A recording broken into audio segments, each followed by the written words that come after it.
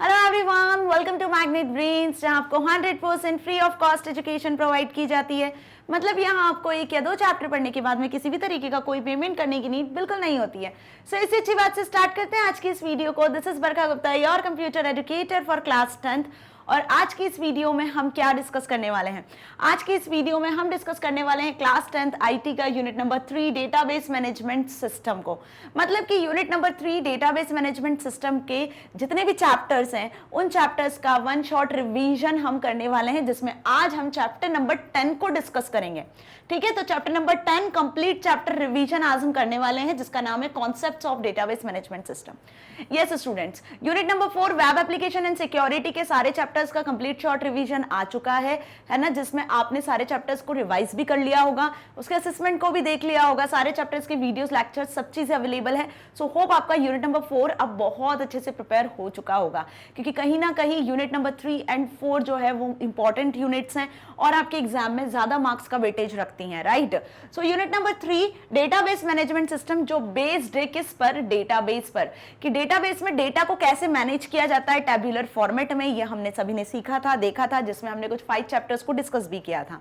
ठीक है, जिसमें हमने एमएस एक्सेस सॉफ्टवेयर के बारे में भी पढ़ा था। फाइन। सो सारे चैप्टर्स के videos, lectures database management system unit 3 के भी प्रैक्टिकल के साथ अवेलेबल है। डिस्क्रिप्शन बॉक्स में लिंक है, वहां से आप सारे वीडियो लेक्चर्स को, असेसमेंट को, क्वेश्चन आंसर्स को, एनसीईआरटी या हम बोले जो भी एमसीक्यूज है, फिलअप्स हैं, एक्सरसाइजेस हैं, वो सारी चीजें अवेलेबल है एक्टिविटी के साथ। तो आप पहले तो सारे चैप्टर्स के वीडियो लेक्चर्स देखो डेटाबेस मैनेजमेंट सिस्टम वाली यूनिट के, ताकि आपको आज चैप्टर नंबर 10 जो इसका फर्स्ट चैप्टर है उसका रिवीजन ना अच्छे से समझ में आ सके। क्लियर है ना? क्योंकि आज इस चैप्टर में जो भी आपके डाउट्स होंगे इस चैप्टर से रिलेटेड, क्योंकि होता है ना जनरली बच्चों के डाउट्स रह जाते हैं। आपने पूरा वीडियो देखा, आपने प्रैक्टिकल भी किया, ठीक है, आपने सारी चीजें कर ली, क्वेश्चन आंसर्स, वन शॉट्स भी देख लिए, लेकिन रिवीजन में क्या होगा कि आपकी जो भी चीजें छूटी होंगी या जो छोटे मोटे डाउट्स होंगे वो भी आज क्लियर हो जाएंगे। तो ये चैप्टर आपका एग्जाम पॉइंट ऑफ व्यू से 100% रेडी हो जाने वाला है। Okay, so without going any delay, let's start the complete chapter revision of chapter number 10, that is concept of database management system. अब चैप्टर का नाम ही है कॉन्सेप्ट। तो कॉन्सेप्ट मतलब कि इस चैप्टर से आपके जो भी डाउट्स होंगे ना कि डेटाबेस क्या होता है, डेटाबेस मैनेजमेंट सिस्टम क्या होता है, एक्चुअली डेटा क्या होता है, तो ये छोटे छोटे से जो डाउट्स होंगे, ये छोटे छोटे से जो चीजें हैं जो हमें समझ नहीं आती है, ठीक है। हालांकि हम डेली डेटा के साथ डील करते हैं, बट हमें ये नहीं पता होता है कि डेटा क्या होता है। ठीक है, आप सॉफ्टवेयर पे भी काम कर रहे हो जहां डेटाबेस मैनेज किया जाता है, लेकिन एक्चुअली इसकी डेफिनेशन क्या है, एग्जाम में आ गया तो हमें क्या लिखना है वो नहीं पता होता है। तो बस वही सारी चीजें आज इस वीडियो में हम डिटेल में डिस्कस करेंगे। एक्चुअली डेटाबेस मैनेजमेंट सिस्टम से रिलेटेड जो कॉन्सेप्ट्स है उन्हें स्ट्रॉन्ग हमें करना है। ठीक है, तो सबसे पहले बात करते हैं डेटा से। तो डेटा क्या होता है? Data is a raw and unprocessed form of facts and figures. It is usually meaningless. जो रॉ अनप्रोसेस्ड फैक्ट्स और फिगर्स होते हैं ना, उन्हें डेटा कहते हैं। जैसे कुछ नंबर्स हो गया, कोई कलेक्शन हो गया किसी डिजिट्स का, ठीक है, जो कि अभी रॉ है, जिससे कोई इंफॉर्मेशन नहीं निकल रही है। ठीक है, जैसे सपोज मैंने कुछ लेटर्स लिखे AZ O, ठीक है, तो ये क्या हुआ? ये कोई लेटर्स है जस्ट, ठीक है। या सपोज मैंने कुछ लिखा इस तरीके से RMA, ठीक है, तो ये भी क्या है? एक लेटर्स का फॉर्म है। लेकिन जब मैंने इसको कलेक्टिवली यूज कर लिया RAM और ये डिफाइन कर दिया कि this is the name of a person, तो ये एक इंफॉर्मेशन बन गई। ठीक है, तो इंफॉर्मेशन के पहले क्या थे? ये कुछ लेटर्स थे, कुछ रॉ फैक्ट्स फिगर्स के फॉर्म में थे। लेकिन जब उस रॉ डेटा को आपने, उस रॉ फैक्ट्स फिगर्स को आपने क्या किया? डिफाइन किया। उन रॉ फैक्ट्स फिगर्स को आपने डिफाइन किया किसी एक पर्टिकुलर वे में, तो वो एक मीनिंगफुल इंफॉर्मेशन बन गई। इसके पहले ये जो भी था ये क्या था? मीनिंगलेस था।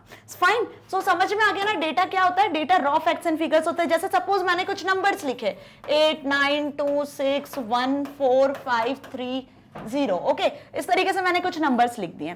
तो अब ये सिर्फ एक नंबर्स है, ठीक है, एक रॉ नंबर्स हैं।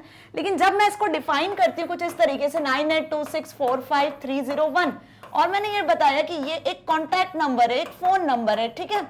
सो अब क्या समझ में आ रहा है इससे कि हमने ये जो रॉ नंबर्स लिखे हुए थे इसको हमने डिफाइन किया एक फॉर्मेट में कि this is the phone number, this is the contact number of any person, right. तो अब ये जो इंफॉर्मेशन बन गई, ये क्या बन गई? एक तरीके से इंफॉर्मेशन बन गई, एक मीनिंगफुल फॉर्मेट में आ गई। फाइन। सो डेटा क्या हुआ? Raw and unprocessed form of facts and figures. It is usually meaningless. Example देखो, 3 कॉमा दीप्ति लिखा हुआ है, 99, 80, 70 इज कंसीडर्ड एज डेटा, है ना। जस्ट आपके सामने इतना लिखा हुआ है कि 3 दीप्ति, 90, 88, 70। अब आप इसको देखकर क्या समझोगे? लेकिन जब आप इसको एक प्रेजेंटेबल फॉर्मेट में रखोगे, एक मीनिंगफुल फॉर्मेट में लिखोगे, इट मींस कि जब आप इन सारी चीजों को, ये जो नंबर्स हैं, जो कैरेक्टर्स हैं, दीप्ति वर्ड जो लिखा हुआ है, इनको जब आप डिफाइन करोगे तब ये क्या बन जाने वाला है? इंफॉर्मेशन बन जाने वाला है। So when you interpret this data as Deepti has obtained 90, 88 and 70 marks in 3 subject, तो यहां से यहां तक देखो हमने क्या किया, इस लाइन को इंटरप्रेट किया, इस लाइन को हमने बताया कि दीप्ति ने 90, 88 एंड 70 मार्क्स 3 सब्जेक्ट्स में ऑब्टेन किए हैं, स्कोर किए हैं। तो अब ये क्या हुआ, जो ऊपर लिखा हुआ था वो मीनिंगलेस था, लेकिन अब जो नीचे हमने इंटरप्रेट किया, हमने डिफाइन किया इस चीज को, तो ये क्या बन गया, ये जो डेटा था, रॉ डेटा था, वो अब मीनिंगफुल बन चुका है, जिसे हम इंफॉर्मेशन कहते हैं।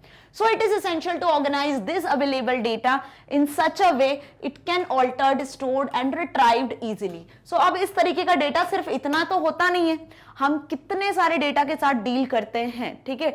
डेली आप कुछ ना कुछ अपलोड करते हो, डेटा अलग अलग फॉर्मेट में होता है, ऑडियो वीडियो के फॉर्मेट में होता है, ग्राफिक्स के फॉर्मेट में होता है, वॉइस के फॉर्मेट में होता है, टेक्सचुअल फॉर्मेट में होता है, ठीक है। तो आप अलग अलग तरीके के डेटा के साथ में डील करते हो, राइट। तो इस डेटा को कहीं ना कहीं आपको ऑर्गेनाइज करने की जरूरत होती है।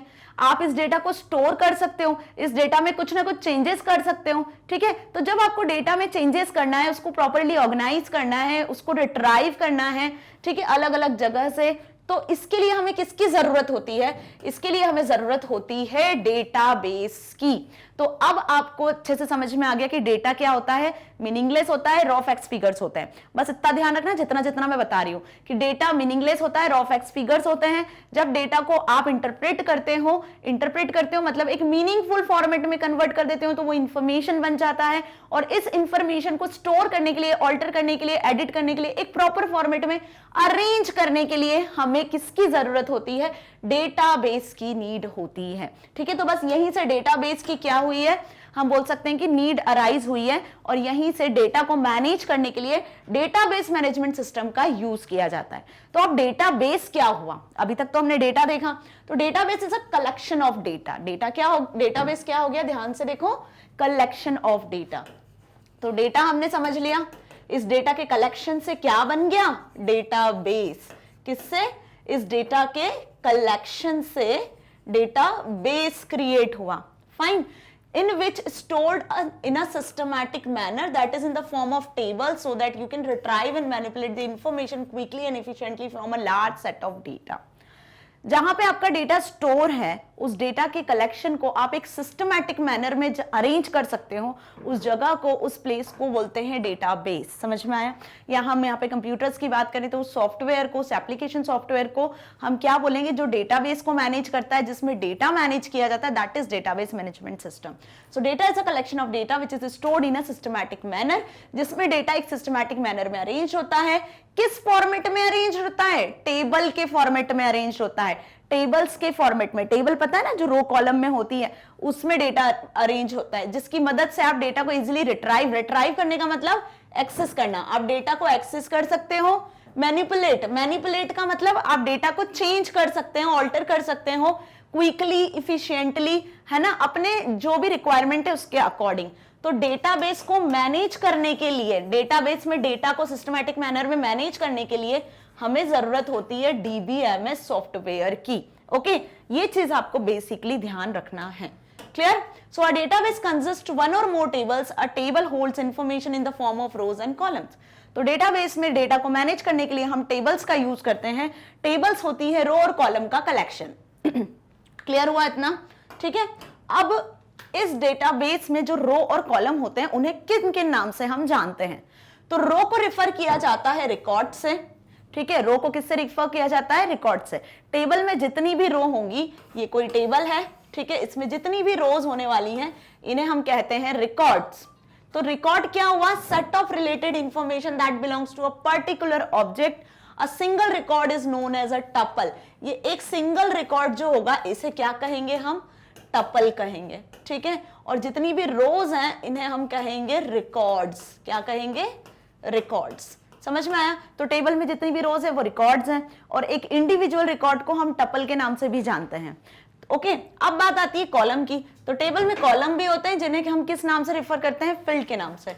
तो जितने कॉलम्स हैं, सपोज ये कॉलम्स हैं आपके, ठीक है, तो इन कॉलम्स को हम क्या कहते हैं, इन कॉलम्स को हम कहते हैं फील्ड्स। क्या कहते हैं, फील्ड्स, या फिर आप इन्हें एट्रीब्यूट भी कहते हो। क्या कहते हो आप इन्हें, एट्रीब्यूट भी। तो field describe the property of record.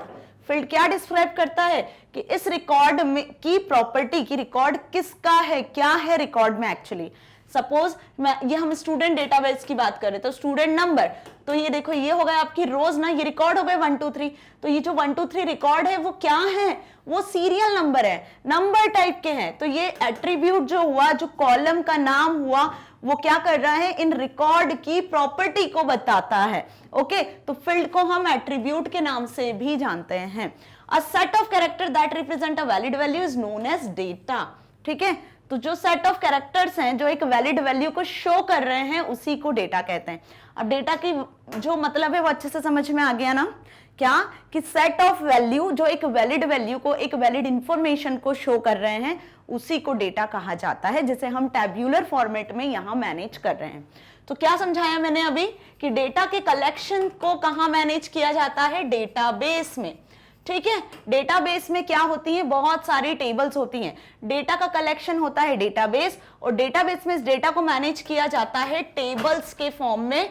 Tables किसका कलेक्शन होता है, रोज एंड कॉलम्स का। ठीक है, रोज एंड कॉलम्स का। रोज को रिकॉर्ड्स कहते हैं, कॉलम्स को एट्रीब्यूट कहते हैं। एक इंडिविजुअल रो को टपल भी कहा जाता है, कॉलम को फील्ड्स भी कहा जाता है। तो row, record, tuple, column, attribute, field, इसमें कंफ्यूज नहीं होना है। ठीक है, अब इसके बाद बात आती है डेटाबेस मैनेजमेंट सिस्टम की। तो पहले हम एक टेबल देख लें, ठीक है, ताकि आपको ये क्लियर हो सके कि कैसे मैनेज करना है। बहुत इजी एग्जांपल है, स्टूडेंट टेबल है, स्टूडेंट का रोल नंबर है, स्टूडेंट के नाम है, मार्क्स इंग्लिश के, हिंदी के और मैथ के मार्क्स है। अब यहाँ पे देखो ये जो आपको कलरफुल दिख रहा है, हाईलाइटेड दिख रहा है ऊपर सबसे पहले, ये तो हो गया क्या, कॉलम। आप सभी क्रिएट करते हो ना टेबल्स, आपको टीचर बोलती होगी कि अपने क्लास के स्टूडेंट की मार्क्स की एक लिस्ट बना के दे दो, तो लिस्ट बना के दे देते हो आप, साथ में क्या लिखते हो, उसके आगे मार्क्स भी लिखते हो, तो प्रॉपर टेबल क्रिएट करते हैं ना, उसी तरीके से ये टेबल होती है जो हम डेटाबेस सॉफ्टवेयर में मैनेज करते हैं। सो यहाँ पे roll number, name, marks English, marks Hindi, marks maths, ये क्या हो गए, सब फील्ड्स, जिन्हें हम क्या कहते हैं, कॉलम्स भी कहते हैं, एट्रीब्यूट भी कहते हैं। ठीक है, और इसके बाद देखो 1 2 3 तीन स्टूडेंट के रोल नंबर है, 3 स्टूडेंट के नाम है, उनके मार्क्स हैं, संदीप, नितिन, दीप्ति। ठीक है, जिसमें इन्हें क्या कहा गया, हमने इन तीनों को कलेक्टिवली क्या कहा गया, रिकॉर्ड्स, जिन्हें हम रोज के नाम से भी जानते हैं। ठीक है, कि ये इस टेबल में पर्टिकुलर 3 रो हैं, 3 रिकॉर्ड्स हैं।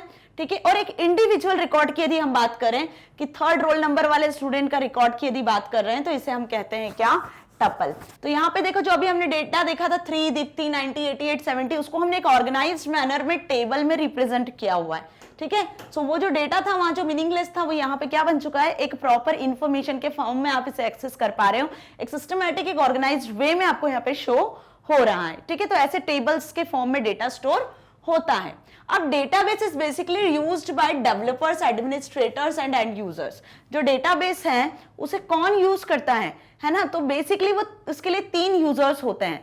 पहला तो होता है डिजाइनर, जो क्या करता है, डेटाबेस को क्रिएट करता है। ठीक है, क्या क्रिएट करता है, डेटाबेस को डिजाइन करता है, डेटाबेस को क्रिएट करता है, बेसिकली डेटाबेस सॉफ्टवेयर पे वर्क करता है। देन एडमिनिस्ट्रेटर, तो एडमिनिस्ट्रेटर की बात करें तो एडमिनिस्ट्रेटर वो पर्सन्स होते हैं जिनके पास में राइट होते हैं कि और कौन कौन से यूजर्स हैं, किन्हें एक्सेस देना है डेटाबेस की, who is the authorised users. ठीक है, तो जो एडमिन लोग होते हैं जो डेटाबेस को एक्चुअली मैनेज करते हैं, उसमें डेटा की परमिशन सेट करते हैं, किन्हें एक्सेस देना है, किन्हें नहीं देना है, वो एडमिन हो गए। देन एंड यूजर्स, जो जनरल यूजर्स होते हैं जो उस डेटाबेस एप्लीकेशन सॉफ्टवेयर का यूज करते हैं, जिसमें डेटा को स्टोर करते हैं, मैनेज करते हैं, रिट्राइव करते हैं, एक्सेस करते हैं। तो जो डेटाबेस की फैसिलिटी को एक्सेस कर रहा है, एप्लीकेशन सॉफ्टवेयर को एक्सेस कर रहा है, वो एंड यूजर्स हुए। इसका एग्जांपल देखते हैं, जैसे सपोज आपके स्कूल में कोई एक्सपर्ट सॉफ्टवेयर इंजीनियर को बुलाया गया जिसने डेटाबेस आपका एक क्रिएट किया हुआ है। ठीक है, तो अब आपके पास में डेटाबेस सॉफ्टवेयर है। ठीक है, आपके स्कूल मैनेजमेंट सिस्टम से रिलेटेड एक डेटाबेस सॉफ्टवेयर उसने क्रिएट करके दिया हुआ है। अब एडमिन कौन हो गए, वहां पे आपके प्रिंसिपल, वाइस प्रिंसिपल, जो हायर अथॉरिटीज हैं वो सब एडमिन हो गए। वो सभी मैनेज कर रहे हैं कि कौन कौन से यूजर्स, कौन से स्टूडेंट, कौन से टीचर, कौन कौन से पेरेंट्स आपके उस डेटाबेस को एक्सेस कर सकते हैं। सो स्टूडेंट्स, टीचर, पेरेंट्स, ये कौन हो गए, एंड यूजर्स हो गए। तो अच्छे से समझ में आ गया ना कि database is basically used by developers, जो डेटाबेस को डेवलप करते हैं, एडमिनिस्ट्रेटर्स, जिसके पास में ऑथराइजेशन की परमिशन होती है कि कौन सा यूजर है जो उसे एक्सेस करेगा, नहीं करेगा, है ना, किसको आपने परमिशन दिया हुआ है, एंड यूजर्स, ठीक है, जो उन डेटाबेस को यूज करते हैं, एक्सेस करते हैं। ओके, नाउ ये भी अच्छे से समझ में आया कि 3 पर्सन्स होते हैं, एडमिनिस्ट्रेटर, डेवलपर एंड यूजर। अब डीबीएमएस सॉफ्टवेयर क्या हुआ? डीबीएमएस एक कंप्यूटराइज्ड रिकॉर्ड कीपिंग सिस्टम होता है, और a software that enables you to create, store, modify and extract information from a database. ठीक है, अभी तक तो हम बात कर रहे थे कि डेटा क्या होता है, डेटाबेस क्या होता है, राइट। आप ऑन पेपर भी डेटा को क्रिएट कर सकते हो, जैसे कि मैनुअली यदि देखा जाए तो आपके स्कूल में अटेंडेंस का रिकॉर्ड जो होता है वो मैनुअली कैसे रखा जाता है, एक रजिस्टर होता है, प्रॉपर रजिस्टर में टेबल बनी हुई होती है, स्टूडेंट के नाम होते हैं, प्रेजेंट एब्सेंट लगती है, ठीक है। इसी तरीके से टीचर मैनुअली आपके डेटा को मैनेज करती है, आपका नाम, आपकी पर्सनल डिटेल वगैरह सारी चीज, कॉन्टैक्ट नंबर वगैरह। मार्क्स आपके होते हैं तो मार्क्स को भी एक अलग से रजिस्टर में मेंटेन करती है। लेकिन अगर यही चीज कंप्यूटराइज्ड कर दी जाए, कंप्यूटराइज्ड हो जाए क्या है ही कंप्यूटराइज्ड, तो ये जो चीजें हैं, जो डेटा को मैनेज करने का तरीका है, वो कहीं ना कहीं बहुत इजी हो जाएगा, राइट। तो डेटाबेस मैनेजमेंट सिस्टम क्या प्रोवाइड करते हैं आपको? वो सॉफ्टवेयर्स होते हैं, वो कंप्यूटराइज्ड सिस्टम होता है जहां पे रिकॉर्ड्स को, जहां पे डेटा को रखा जाता है सेव करके, ठीक है। और ये क्या प्रोवाइड करते हैं आपको? It enables you to create, store, modify and extract information from database. तो डेटाबेस मैनेजमेंट सिस्टम डेटाबेस से इंफॉर्मेशन को क्रिएट करते हैं, एक्सट्रैक्ट करते हैं, स्टोर करते हैं, ठीक है। मतलब डेटाबेस मैनेजमेंट सिस्टम में हम डेटाबेस क्रिएट करते हैं जिसमें डेटा को आप स्टोर करवा सकते हो, डेटा को आप मैनेज करवा सकते हो, ऑर्गेनाइज्ड वे में एक रख सकते हो, ठीक है। So it allows user, different user application programs to access the same database concurrently। अब डिफरेंट एप्लीकेशन प्रोग्राम्स होते हैं, डिफरेंट यूजर्स होते हैं, वो इस डेटाबेस मैनेजमेंट सिस्टम सॉफ्टवेयर का यूज करते हैं। इस सॉफ्टवेयर में जो डेटाबेस है उससे एक्सेस कर सकते हैं, ठीक है, सेम टाइम पर भी। सो data handling using become fast and efficient. तो अलग अलग यूजर क्या कर सकते हैं? डेटाबेस को एक्सेस कर सकते हैं, उसके अंदर जो डेटा है उसे शेयर कर सकते हैं, ठीक है। सो जिसकी मदद से काम क्या होता है, ज्यादा फास्ट हो जाता है, एफिशिएंट हो जाता है। सो डेटाबेस मैनेजमेंट सिस्टम में डेटा हैंडलिंग करना बहुत ईजी होता है। ओके, नाउ क्या एडवांटेजेस हुए? अब यदि हम इसको कंपेयर करते हैं किससे, हम कंपेयर करते हैं जो मैनुअल रिकॉर्ड कीपिंग सिस्टम होता है और जो डेटाबेस मैनेजमेंट सिस्टम का में रिकॉर्ड कीपिंग सिस्टम होता है, तो उसके कंपैरेटिवली देखा जाए तो डेटाबेस मैनेजमेंट सिस्टम आपको बहुत सारे एडवांटेजेस प्रोवाइड कर रहा है।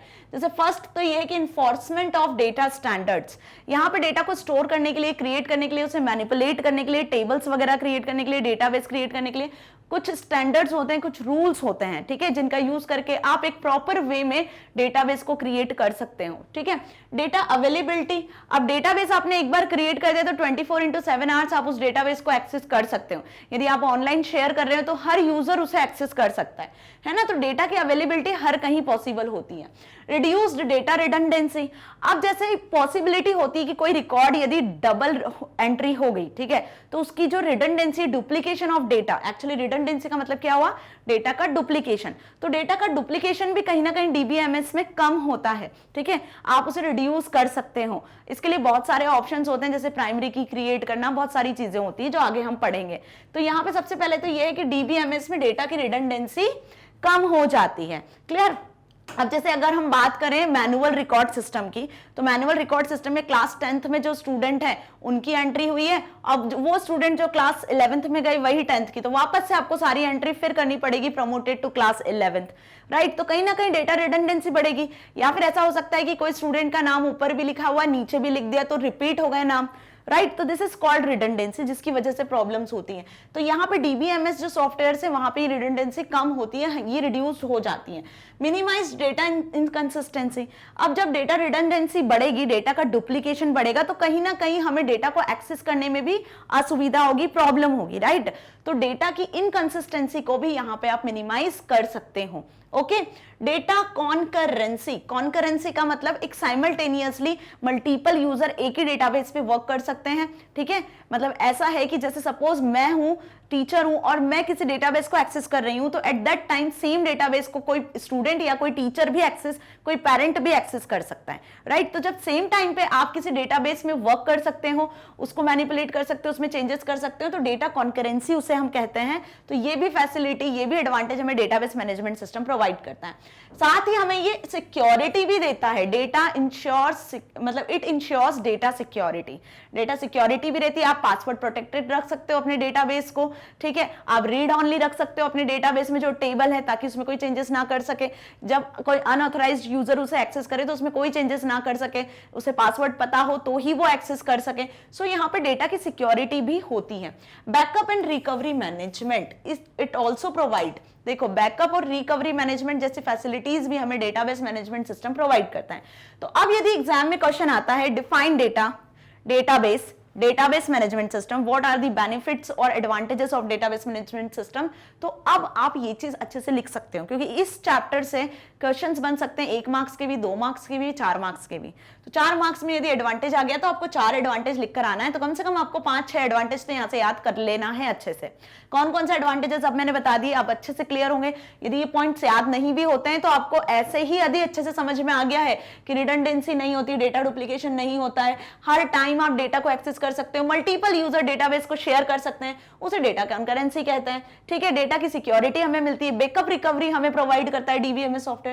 सो बस ये सारे क्या हो गए, ये सारे हो गए आपके एडवांटेजेस, राइट। तो अब जब ये सारी चीजें आपको याद रहेंगी तो एग्जाम में यदि कोई क्वेश्चन आता है इन केस इससे रिलेटेड, तो आप लिख सकते हो। अब यही चीज यदि पूछी जाए कि what are the features of database, तो फीचर्स में भी आपको यही लिख कर आना है कि डेटाबेस मैनेजमेंट सिस्टम हमें यही फीचर्स भी प्रोवाइड करते हैं, राइट। तो ऐसा कोई बहुत डिफरेंस नहीं आएगा फीचर्स में, एडवांटेजेस में, कंफ्यूज नहीं होना है बस, ठीक है। Now different type of database management system, कितने टाइप के डेटाबेस मैनेजमेंट सिस्टम होते हैं? एक्चुअली देखा जाए तो 4 टाइप के डेटाबेस मैनेजमेंट सिस्टम होते हैं। RDBMS, that is Relational Database Management System, Network Database Management System, Hierarchical Database Management System and Object Oriented Database Management System। अभी हमने क्या देखा कि डेटाबेस में डेटा टेबल के फॉर्म में मैनेज किया जाता है। टेबल भी देखिए, अभी हमने स्टूडेंट टेबल जिसमें रोल नंबर, मार्क्स वगैरह लिखे हुए थे। तो जब डेटा को टेब्यूलर फॉर्मेट में मैनेज किया जा रहा है डेटाबेस में, है ना, डेटाबेस में जब टेबल के फॉर्मेट में डेटा को मैनेज किया जा रहा है, कलेक्ट करके ऑर्गेनाइज्ड मैनर में रखा जा रहा है, रो कॉलम के फॉर्म में मैनेज किया जा रहा है, तो उस तरीके के डेटाबेस को हम क्या कहते हैं? This type of database is known as RDBMS, which is most popular database management system, relational database management system. इसका नाम रिलेशनल डेटाबेस मैनेजमेंट सिस्टम क्यों है ये इस टाइप का? क्यों? क्योंकि यहाँ पे डेटा को टेबल के फॉर्मेट में मैनेज किया जाता है। जब डेटा को टेब्यूलर फॉर्मेट में मैनेज किया जाएगा तो वहां से डेटा को रिट्राइव करना, सर्च करना, है ना, हम बोल सकते हैं उसमें चेंजेस करना इजी हो जाएगा। तो यहाँ पे जो टेबल होती है उसी को हम रिलेशन कहते हैं। क्या कहते हैं उसे? हम रिलेशन कहते हैं। टेबल को रिलेशन कहते हैं। सो इसी के लिए हम इसको किस नाम से जानते हैं? रिलेशनल डेटाबेस मैनेजमेंट सिस्टम के नाम से जानते हैं, ठीक है। सो वो डेटाबेस मैनेजमेंट सिस्टम का टाइप जिसमें टेबल के फॉर्म में डेटा को मैनेज किया जाता है उसे हम रिलेशनल डेटाबेस मैनेजमेंट के सिस्टम कहते हैं। अब नेक्स्ट बात आती है नेटवर्क डेटाबेस मैनेजमेंट। तो नेटवर्क डेटाबेस मैनेजमेंट सिस्टम मतलब यहाँ पे डेटा लिंक के फॉर्म में कनेक्टेड होता है, लिंक क्रिएट होती है। जैसे एक नेटवर्क में कैसे होता है, मल्टीपल कंप्यूटर्स लिंक्ड होते हैं आपस में, बिल्कुल उसी तरीके से यहाँ पे भी डेटाबेस में जो एंट्रीज होती हैं वो आपस में एक दूसरे से लिंक होती हैं, तो लिंक के फॉर्म में। ये एक ओल्ड डेटाबेस मैनेजमेंट सिस्टम का टाइप है, राइट।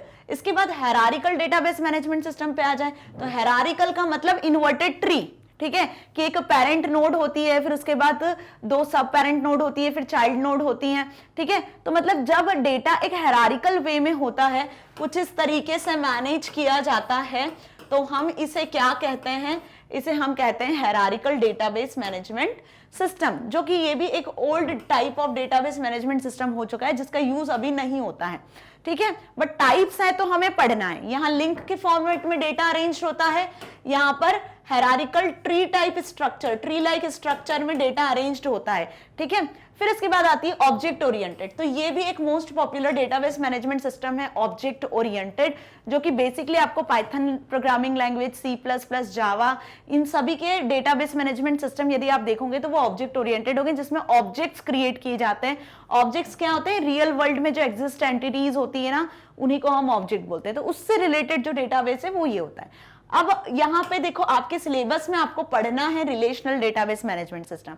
मतलब देखा जाए तो पॉपुलरली जो सॉफ्टवेयर हमें अवेलेबल हैं आज मार्केट में, जिनका यूज आप करते हो डेटाबेस में डेटा को मैनेज करने के लिए, तो वो relational database management system software ही होते हैं। ठीक है, बाकी ये 3 तो जस्ट एक टाइप के लिए कि आपको पता होना चाहिए कितने टाइप के डेटाबेस मैनेजमेंट सिस्टम होते हैं। ओके, तो 4 होते हैं, जिसमें से आपको क्या पढ़ना है, RDBMS के बारे में पढ़ना है। फाइन। सो रिलेशनल डेटाबेस मैनेजमेंट सिस्टम क्या हो गया, अब इसकी डेफिनेशन आ गई तो क्या लिख दोगे, तो RDBMS is a type of DBMS software.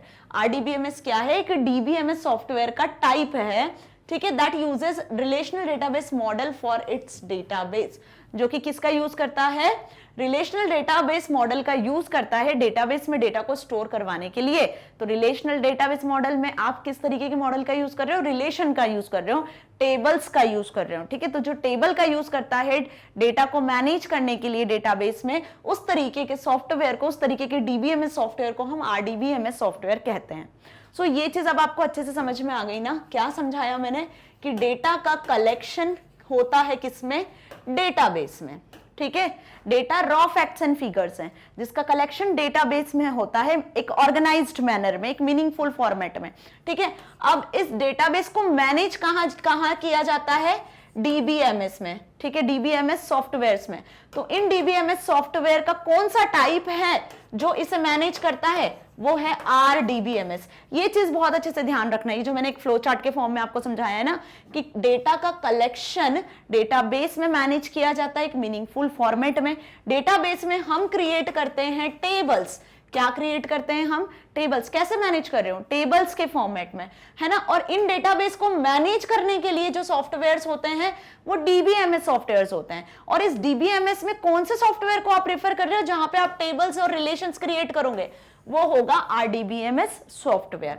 ये चीज अच्छे से क्लियर हुई। So it provides the feature to create, update and administer a relational database. Relational database मतलब टैबुलर स्ट्रक्चर। तो यहाँ पे RDBMS आपको क्या प्रोवाइड कर रहा है, कि वो फैसिलिटी प्रोवाइड कर रहा है जिसकी मदद से आप रिलेशंस को, टेबल्स को, डेटा को क्रिएट कर सकते हो, अपडेट कर सकते हो, एडमिनिस्टर कर सकते हो, चेंजेस कर सकते हो, मैनिपुलेशन कर सकते हो। This make it easy to search and retrieve, जिसकी वजह से आप डेटा को इजीली सर्च कर सकते हो, एक्सेस कर सकते हो, कहां से, with in the database, and ensure that data integrity is maintain. तो डेटाबेस में से डेटा को एक्सेस करना इजी होगा, सर्च करना इजी होगा, जब वो एक अरेंज्ड वे में होगा, एक अरेंज्ड फॉर्मेट में होगा। ठीक है, जिससे हम डेटा की इंटीग्रिटी को भी मेंटेन कर पाएंगे। So relational structure make it possible to run queries across multiple table at once. तो कैसे आप डेटा को सर्च करोगे, रिट्राइव करोगे, तो रिलेशनल डेटाबेस में टेबल में डेटा सेव होता है, जिसमें से आपको डेटा को यदि एक्सेस करना है तो उसके लिए हमें क्वेरीज को रन करना होता है। क्वेरीज के फॉर्मेट में आप क्या कर सकते हो, टेबल से डेटा को एक्सेस करते हो। क्वेरीज क्या होता है, आने वाली टेबल्स में, आने वाले चैप्टर्स में हम पढ़ेंगे। फाइन। तो क्वेरीज बेसिकली, जैसे सपोज मैंने बोला कि 5 रोल नंबर वाले स्टूडेंट का डेटा चाहिए, तो ये क्या हुआ, ये क्वेरी हुई, एक क्वेश्चन हुआ कि एक टेबल में से 5 रोल नंबर वाला डेटा हम सर्च करेंगे, 5 रोल नंबर को सर्च करेंगे और उसका जो भी पूरा डिटेल होगा वो एक्सेस कर लेंगे। That is called queries. तो इस फॉर्मेट में हम क्या करते हैं, रिलेशनल डेटाबेस में से डेटा को एक्सेस करते हैं। ओके, आगे बढ़ते हैं। Some examples of RDBMS। अब वो सॉफ्टवेयर जिसमें आप टेबल क्रिएट करोगे बेसिकली, है ना, तो कौन कौन से सॉफ्टवेयर होंगे RDBMS के, जिसमें आप DBMS के अकॉर्डिंग डेटाबेस को मैनेज करोगे।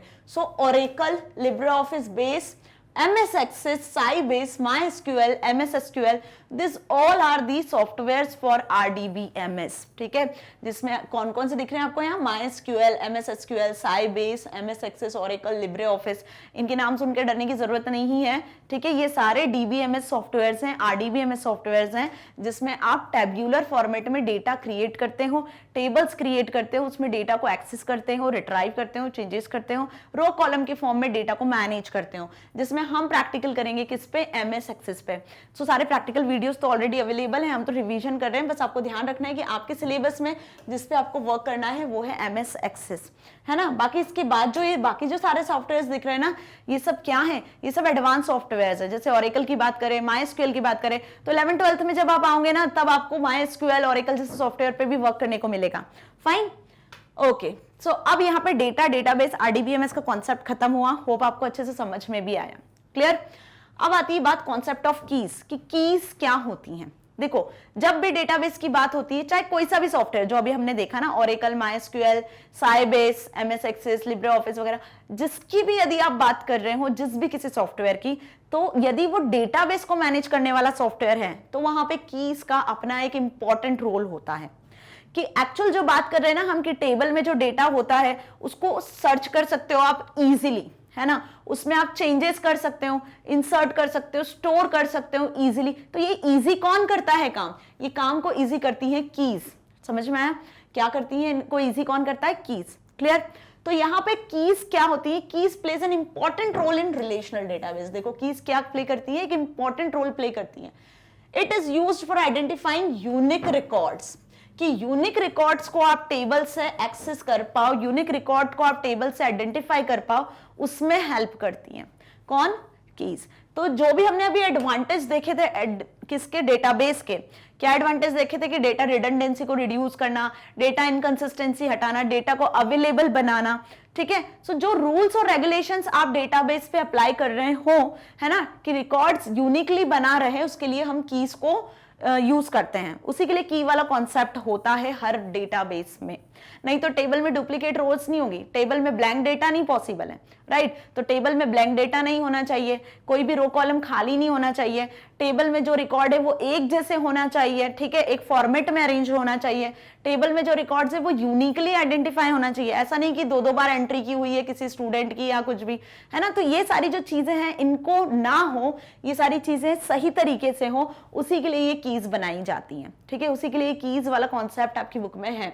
So it also establish a relationship among the tables. Tables के बीच में रिलेशनशिप को एग्जिस्ट करवाने के लिए, स्टैब्लिश करवाने के लिए हम कीज को यूज करते हैं। Relationship are link. रिलेशनशिप क्या हो गई? लिंक होती है that associate a field in one table with a field in another table.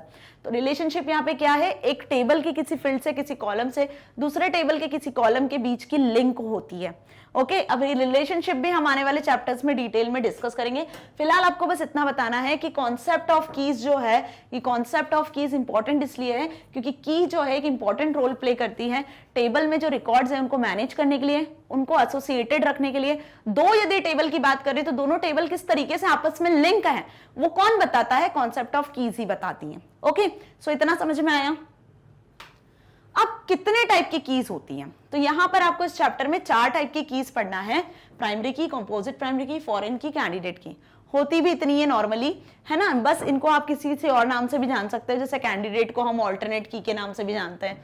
Okay, सो कोई से भी डेटाबेस सॉफ्टवेयर की यदि बात करें तो यही मेन कीज होती हैं जो आपको पढ़ने को मिले।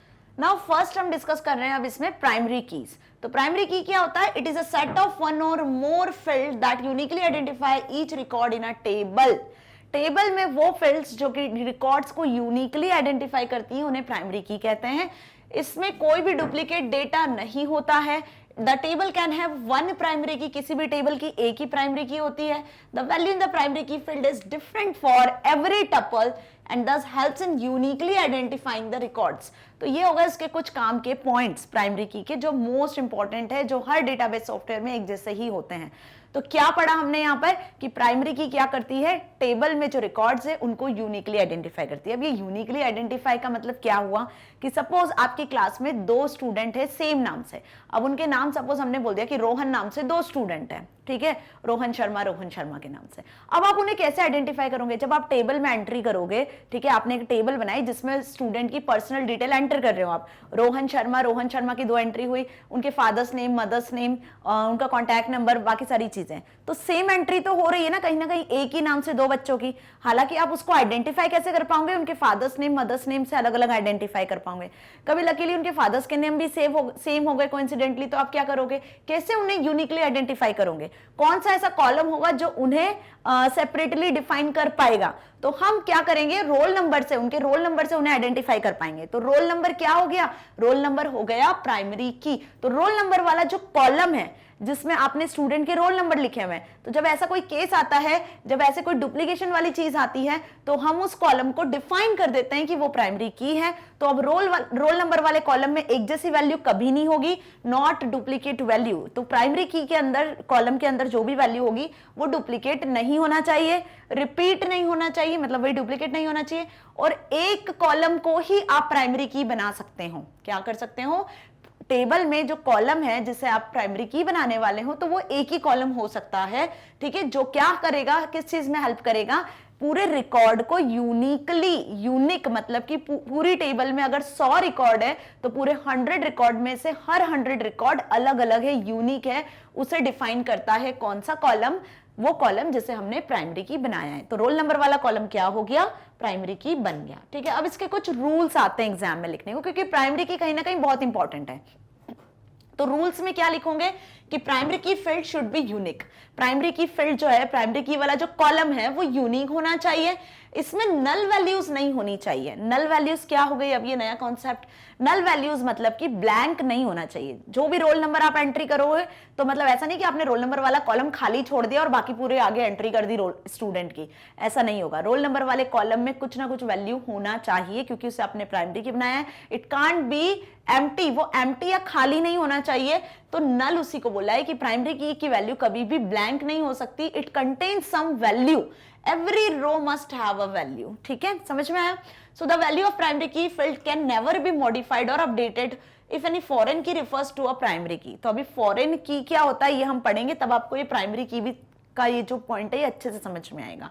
पढ़ लेते हैं, the value in a primary key field can never be modified, primary key value को आप इजीली मॉडिफाई नहीं कर पाओगे यदि उस प्राइमरी की को फॉरेन की के थ्रू अपडेट किया जाता है। तो फॉरेन की क्या होता है वो अब हम डिस्कस करेंगे नेक्स्ट इसके बाद वाली की में, तो आपको ये पॉइंट क्लियर होगा। ओके, सो रूल्स आ गए तो क्या लिख कर आओगे, it should be unique, it can't be null. ये दो तो इसके मोस्ट पॉइंट होते ही हैं कि यूनिकली होना चाहिए, यूनिक रिकॉर्ड होना चाहिए, डुप्लीकेट नहीं होना चाहिए और ब्लैंक नहीं होना चाहिए, ठीक है।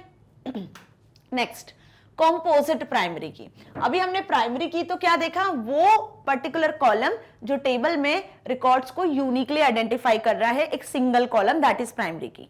अब यदि आप एक से ज्यादा कॉलम को क्या चाहते हो, प्राइमरी की बनाना चाहते हो, क्या चाहते हो कि एक से ज्यादा कॉलम टेबल में हो जो प्राइमरी की का काम करे, तो उसी टाइप की कीज को हम कहते हैं कॉम्पोजिट, है ना। जब दो या दो से ज्यादा कॉलम मिलकर प्राइमरी की का काम कर रहे हैं तो हम उसे कहेंगे कॉम्पोजिट प्राइमरी की। ओके, सो कॉम्पोजिट की और कंपोजिट प्राइमरी की refers to a combination of two or more attributes that uniquely identify the records in a table. It may be candidate key or a primary key. समझ में आया कि जब ऐसे दो रिकॉर्ड्स जो दोनों मिलकर क्या कर रहे हैं, प्राइमरी की का काम कर रहे हैं, तो एक से ज्यादा कॉलम्स जो दो मिलकर प्राइमरी की का काम कर रहे हैं वो कॉम्पोजिट प्राइमरी की कहलाते हैं।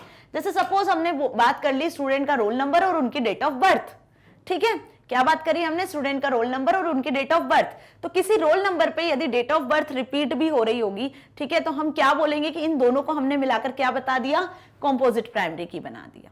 ओके, या रोल नंबर स्टूडेंट का नाम, तो दोनों कॉलम्स क्या मिलकर डिफाइन कर रहे हैं, प्राइमरी की को डिफाइन कर रहे हैं। क्लियर। सो फॉरेन की क्या होता है, अब मैंने बताया फॉरेन की वाला कॉन्सेप्ट हम डिस्कस करेंगे। सो फॉरेन की क्या होती है, जब किसी एक टेबल की प्राइमरी की को आप किसी और टेबल में एक्सेस कर रहे हो। ओके, सपोज ये एक स्टूडेंट टेबल है, कौन सी टेबल है, ये एक स्टूडेंट टेबल है, फाइन। अब यहां पर स्टूडेंट का रोल नंबर है ना, और यहां पर हम बात करते हैं स्टूडेंट का सपोज कौन सा टीचर आईडी है, कौन सा टीचर आईडी है जो उस स्टूडेंट को पढ़ा रहे हैं। ओके, फिर इसके बाद में स्टूडेंट का नाम है, उसका कॉन्टैक्ट नंबर है, किस कोर्स में किस क्लास में है वो, ये सारी डिटेल लिखी हुई है। तो एक स्टूडेंट टेबल हो गई जहां पे आपने क्या यूज किया हुआ है, यहाँ पे आपने रोल नंबर को यूज किया है जो कि प्राइमरी की है, ठीक है। अब एक हमने टीचर टेबल बनाई जिसमें क्या है, टीचर की डिटेल है कि स्कूल में कितने टीचर हैं, तो टीचर को क्या क्या आईडी मिला हुआ है, टीचर आईडी, टीचर का नाम और टीचर कौन कौन सा सब्जेक्ट पढ़ा रहे हैं वो डिटेल है। तो एक टीचर हो गई, एक स्टूडेंट टेबल हो गई। टीचर आईडी यहाँ पर क्या है, प्राइमरी की है, ये समझ में आ रहा है ना अच्छे से। रोल नंबर स्टूडेंट के लिए प्राइमरी की है और टीचर आईडी यहाँ पर टीचर के लिए प्राइमरी की है। लेकिन हमने यहाँ पर टीचर आईडी भी लिखा हुआ है कि किस स्टूडेंट की कौन सा टीचर आईडी है, कौन सा क्लास टीचर है, ये सारी डिटेल है। तो यहाँ पे देखो जो टीचर आईडी वाला कॉलम है जो यहाँ पर क्या है, प्राइमरी की है, क्या है यहाँ पर, प्राइमरी की है, वो इस स्टूडेंट टेबल में यहां पर कैसे एक्सेस हो रहा है, एज ए फॉरेन की एक्सेस हो रहा है। कैसे एक्सेस हो रहा है, एज ए फॉरेन की। तो किसी एक टेबल की प्राइमरी की को, किसी एक टेबल के कॉलम की वैल्यू को जो कि प्राइमरी की है, उसे किसी दूसरी टेबल में जब आप एक्सेस करते हो तो वो वहां पर एज ए फॉरेन की यूज होता है। मतलब किसी एक टेबल के कॉलम को, उसकी वैल्यू को आप किसी और टेबल में ले जाके यूज कर रहे हो, तो यहां पे वो कॉलम जो कि प्राइमरी की है उस टेबल का, फॉरेन की तरह हम उसे रिफर करते हैं।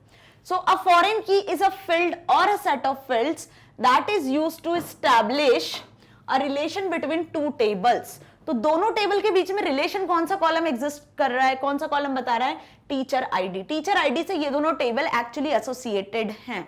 बात समझ में आई अच्छे से कि किसी एक टेबल की प्राइमरी की किसी दूसरे टेबल में यदि आप यूज कर रहे हो, उस कॉलम को यूज कर रहे हो जो कि प्राइमरी की वाला कॉलम है, तो वो यहां पर उस दूसरी टेबल में एज ए फॉरेन की एक्सेस होगा और यही कॉलम दोनों टेबल के बीच में लिंक भी प्रोवाइड करेगा। ठीक है, so it consist of one or more field. अब ऐसा नहीं कि बस एक ही कॉलम हो सकता है, एक से ज्यादा कॉलम भी हो सकते हैं। That value matches with primary की इन अनदर टेबल। तो यहाँ पे जो भी वैल्यू होगी टीचर आईडी 101, 102, 103, तो वो यहाँ पर मैच भी करना चाहिए। ऐसा नहीं कि आप मैच नहीं हो रहा है और कुछ अलग अलग वैल्यूज है। तो जो वैल्यू यहाँ पर होगी टीचर टेबल के इस प्राइमरी की वाले कॉलम में, वो स्टूडेंट टेबल के इस फॉरेन की वाले कॉलम में भी होना चाहिए, वो मैच करना चाहिए, तभी तो दोनों टेबल लिंक होंगी। Okay, so foreign key in one table is used to point at primary key in another table. जो बताई मैंने वही लाइन लिखी हुई है, it act as a cross reference between the tables. Okay, so foreign key का concept भी समझ में आ गया अच्छे से कि वो की, वो एट्रीब्यूट जिससे आप एक्सेस करते हो किसी और टेबल में, है ना, एज ए फॉरेन की एक्सेस कर सकते हो। नाउ कैंडिडेट की, कैंडिडेट की क्या होता है? कैंडिडेट की का मतलब है ऑल्टरनेट की। क्या होता है? ऑल्टरनेट की। ठीक है, सो अभी तक हमने जो कीज देखी उनको एक बार रिकॉल कर देती हूँ ताकि कैंडिडेट की फिर अच्छे से समझ में आएगी। प्राइमरी की देखी, प्राइमरी की क्या करती है? एक ही कॉलम पे क्रिएट की जाती है, टेबल का एक ही कॉलम प्राइमरी की बन सकता है, जिसमें हमने रोल नंबर देखा कि उसको हमने रोल नंबर को प्राइमरी की बनाया, जो कि टेबल में नल नहीं होना चाहिए, यूनिकली टेबल के रिकॉर्ड को डिफाइन करता है। कंपोजिट प्राइमरी की देखी, कंपोजिट में आप एक से ज्यादा कॉलम को, एक से ज्यादा कॉलम को क्या कर सकते हो? एक से ज्यादा कॉलम को प्राइमरी की बना सकते हो। तो सपोज हमने यहां पे रोल नंबर और स्टूडेंट का कॉन्टैक्ट नंबर, ठीक है, स्टूडेंट का फोन नंबर, इन दोनों कीज को, इन दोनों कॉलम्स को क्या बता दिया कि ये कंपोजिट प्राइमरी की है। तो एक से ज्यादा कॉलम मिलकर क्या बन गए? कंपोजिट प्राइमरी की बन गई। नेक्स्ट देखा हमने फॉरेन की, तो फॉरेन की क्या हुआ? किसी टेबल की प्राइमरी की को किसी और टेबल में आप एक्सेस कर रहे हो, किसी टेबल की प्राइमरी की को किसी और टेबल में आप एक्सेस कर रहे हो, तो वो फॉरेन की बन जाता है। जैसे स्टूडेंट टेबल का जो रोल नंबर है वो प्राइमरी की है ना। अब इस रोल नंबर को आप कहां एक्सेस कर रहे हो? फीस टेबल में एक्सेस कर रहे हो। कोई फीस टेबल आपने डिफाइन की हुई है, तो उस फीस टेबल में भी आपको रोल नंबर चाहिए बच्चों का, तो फीस टेबल में रोल नंबर क्या हो गया? फॉरेन की हो गया, क्योंकि ये स्टूडेंट टेबल से उठकर आया हुआ स्टूडेंट टेबल का प्राइमरी की वाला कॉलम था, जिसे आप फीस टेबल में भी एक्सेस कर रहे हो, तो दैट इज कॉल्ड फॉरेन की। तो दो टेबल के बीच में रिलेशनशिप कौन बता रहा है? प्राइमरी की और फॉरेन की वाला कॉन्सेप्ट यहाँ पे रिलेशनशिप लिंक को स्टैब्लिश कर रहा है।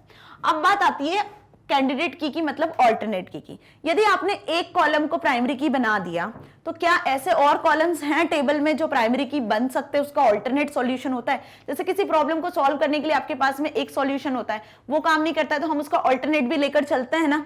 तो उसका ऑल्टरनेट क्या होगा? अगर ये नहीं होगा तो हम इससे काम कर लेंगे। बिल्कुल उसी तरीके से किसी टेबल में यदि एक प्राइमरी की है और यदि ये प्राइमरी की काम नहीं करेगी, इसे हम नहीं बनाएंगे, तो इसके अलावा भी हमारे पास और ऑप्शंस होने चाहिए जिसको हम प्राइमरी की बना सकते हैं।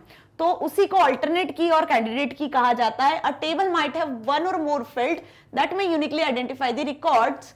तो टेबल में एक से ज्यादा रिकॉर्ड्स होते हैं, एक से ज्यादा टपल, हम बोल सकते हैं कि कॉलम्स होते हैं, एक से ज्यादा कॉलम्स होते हैं जो क्या करते हैं? रिकॉर्ड्स को यूनिकली आइडेंटिफाई करते हैं। Such field are called candidate keys. उन्हीं को कैंडिडेट की कहते हैं। That are eligible to become a primary key, जो कि प्राइमरी की बनने में एलिजिबल होते हैं। जैसे अब मैं बात करूं टेबल की, तो स्टूडेंट टेबल में रोल नंबर और इनरोलमेंट नंबर, यदि रोल नंबर को आपने बना दिया प्राइमरी की, तो और कौन सा ऐसा कॉलम है जो प्राइमरी की बनने के लायक है? तो इनरोलमेंट नंबर भी स्टूडेंट के कभी रिपीट नहीं होते हैं, तो इनरोलमेंट नंबर क्या हो गया? कैंडिडेट की बन गया। बात समझ में आई? तो कैंडिडेट की यदि हम बात करें तो कैंडिडेट की क्या होती है, वो कीज होती हैं, वो एट्रीब्यूट होते हैं टेबल के जो प्राइमरी की बनने में एलिजिबल होते हैं। तो जैसे हमने बात कर ली यहां पर किसकी, एनरोलमेंट नंबर की। तो यदि टेबल में एनरोलमेंट नंबर का कॉलम है तो आप उसे कैंडिडेट की बना सकते हो, ओके, क्योंकि वो एलिजिबल होगा प्राइमरी की बनने के लिए।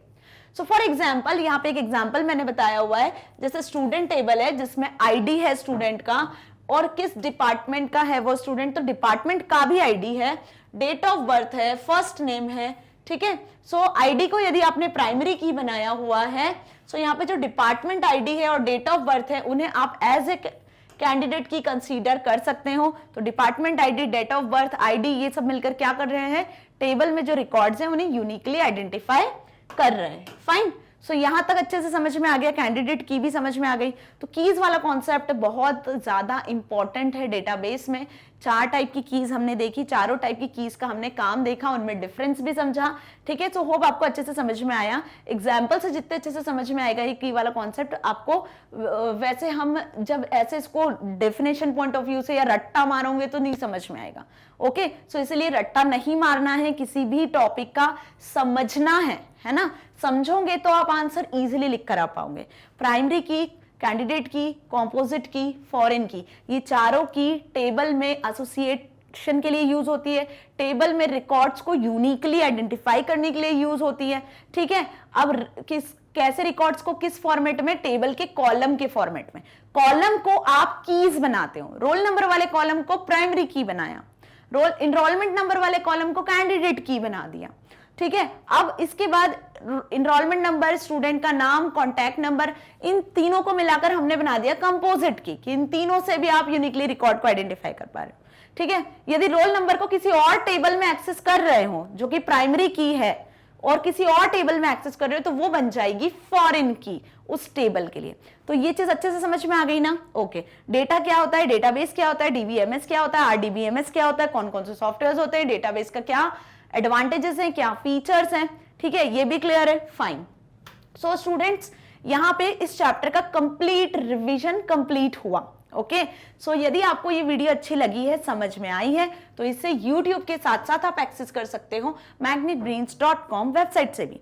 magnetbrains.com वेबसाइट पे आना और इस तरीके का होम पेज शो होगा, यहाँ पे सिलेक्ट कर लेना अपनी क्लास 10। जैसे क्लास 10 सेलेक्ट करोगे तो आपको सारे सब्जेक्ट शो हो जाने, जिसमें आपको अपना सब्जेक्ट क्लास 10 कंप्यूटर एप्लीकेशन और आईटी दोनों शो होंगे, है ना। तो आपको अपना सब्जेक्ट आईटी सिलेक्ट कर लेना है, information technology, book code 402। Now click on watch now. जैसे वॉच नाउ पे क्लिक करोगे तो आईटी की प्लेलिस्ट पे आ जाने वाले। अब आईटी के सारे चैप्टर्स हमने कंप्लीट कर लिए बुक कोड 402 क्लास 10 के। Assessment, fill up, exercise, question answers, true false, हर चैप्टर के टॉपिक वाइज वीडियोस, एक्टिविटीज, हर चीज, एवरीथिंग इज अवेलेबल हियर, ठीक है। तो यहाँ पे आप क्या करोगे, वॉच नाउ पे क्लिक करना। जिस भी किसी वीडियो में प्रॉब्लम है तो इस तरीके से वीडियो प्ले होगा, आपका डाउट सॉल्व हो जाएगा, ठीक है। जो डाउट सॉल्व हो जाएगा तो आपके तो हो जाने बल्ले बल्ले, राइट। सो मैग्नेट ब्रेन्स आपको प्रोवाइड कर रहा है किंडरगार्टन से लेकर क्लास 12 तक फ्री ऑफ कॉस्ट एजुकेशन। तो कहीं किसी प्लेटफॉर्म पे जाने की जरूरत नहीं है, सब चीजें अवेलेबल है मैग्नेट ब्रेन्स पर।